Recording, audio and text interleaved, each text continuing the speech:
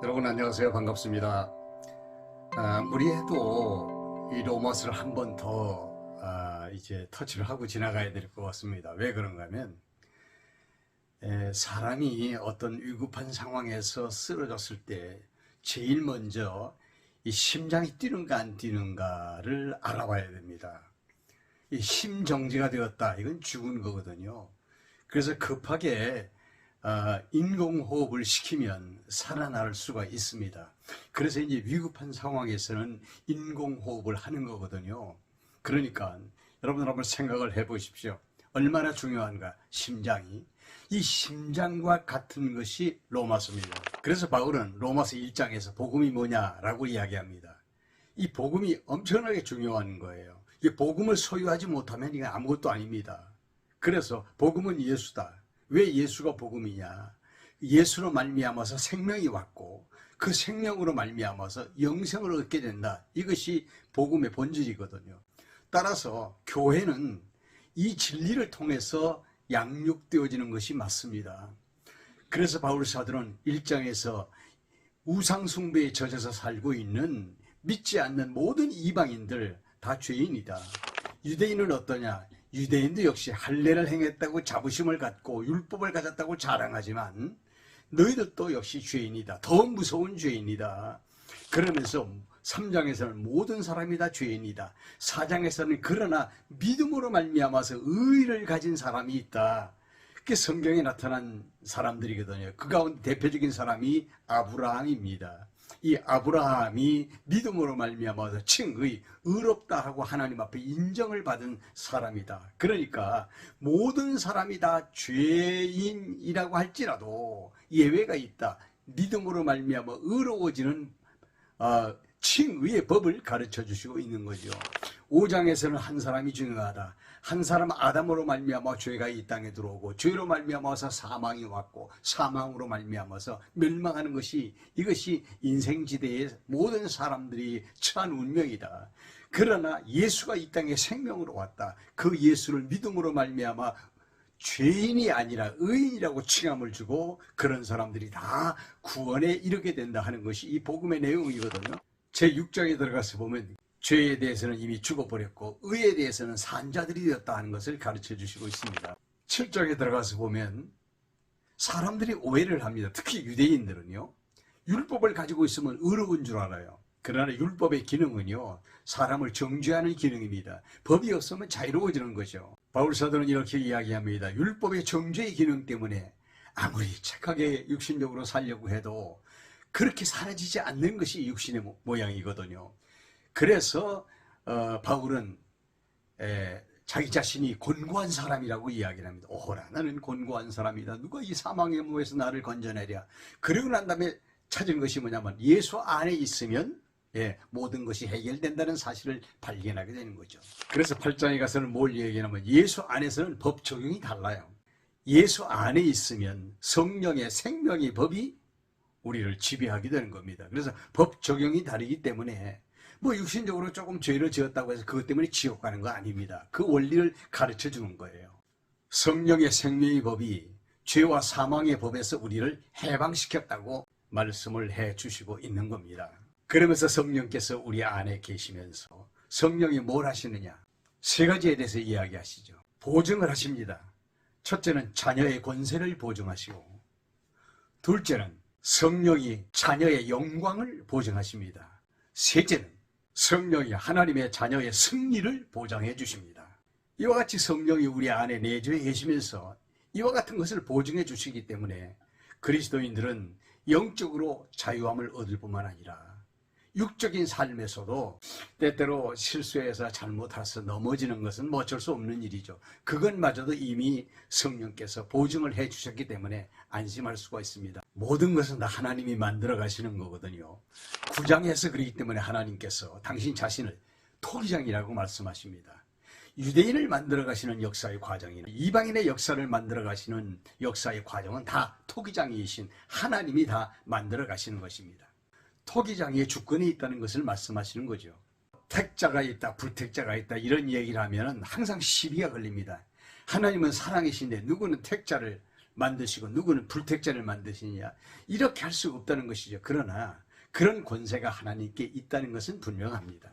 그런데 이제 문제는 유대인들이 예수님이 정작 그 구약에 예언된 예언의 주제거든요. 예수가 이 땅에 참 의로 오신다 하는 것을 예언해 놓았는데, 정작 예수님이 오셨을 때는 유대인들은 예수님을 버렸습니다. 그리고 예수님이 구세주다, 메시아다라고 하는 걸 증거하는 하나님의 선지자들을 돌로 때려 죽였습니다. 참 아이러니하죠, 이런 부분이. 그러나 이것도 하나님이 만들어 가시는 역사입니다. 왜냐하면 유대인들을 참 감람나무라고 했을 때 그 감람나무가 꺾인 거거든요.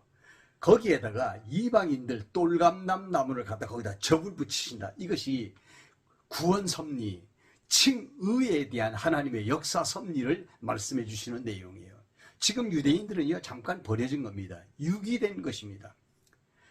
지금 이때는요, 이방인들이 구원받는 이방인 구원 시대입니다. 이게 하나님의 섭리 안에 있는 거예요.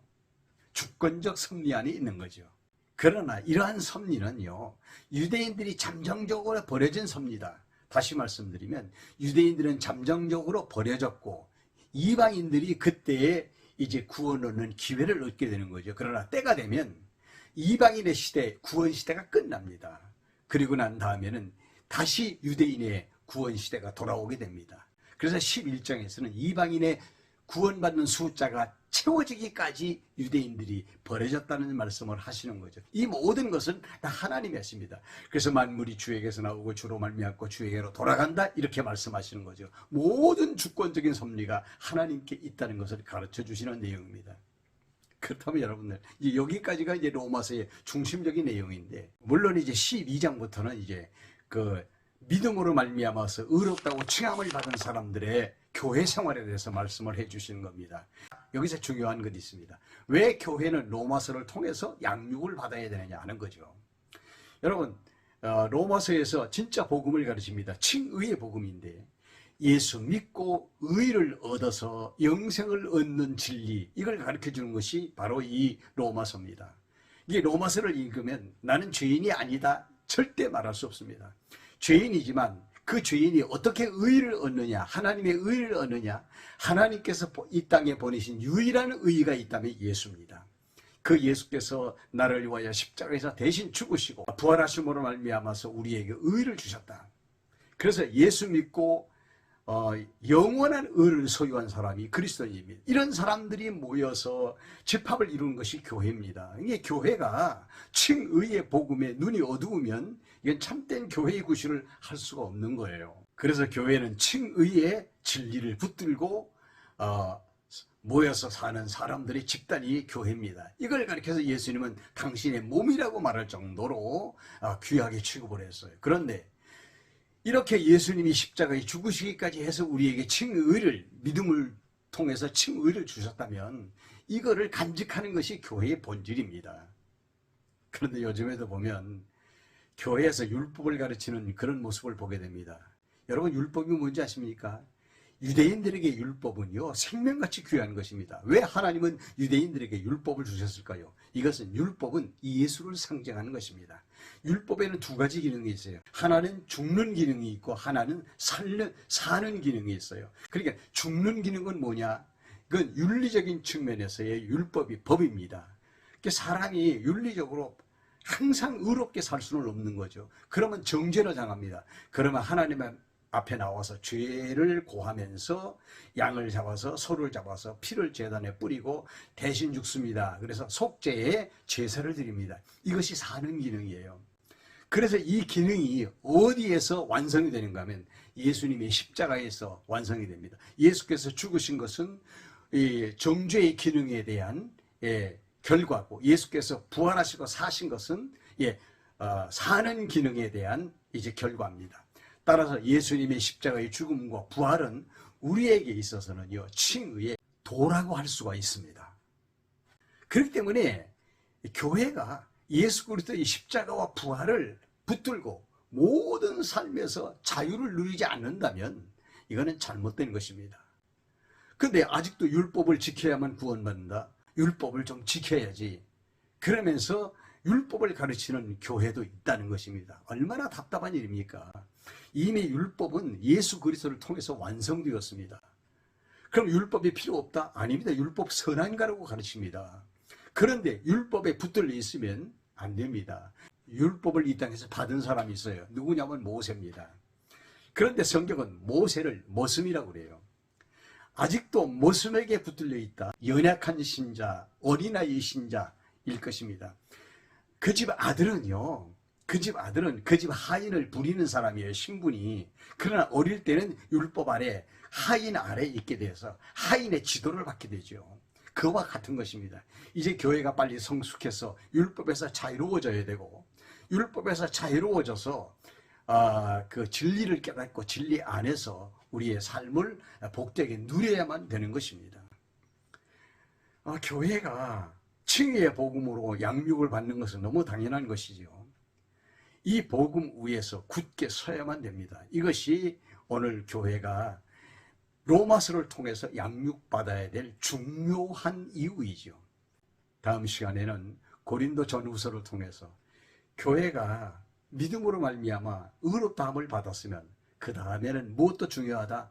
삶에서의 건덕의 생활이 우리에게 필요하다. 그래서 건덕의 생활을 가지고 이제 교회가 교육을 받아야 될 부분에 대해서 생각해 보도록 하겠습니다. 좋아요 버튼 꼭 눌러주시고요. 다음 시간에도 뵙도록 하겠습니다. 안녕히 계십시오.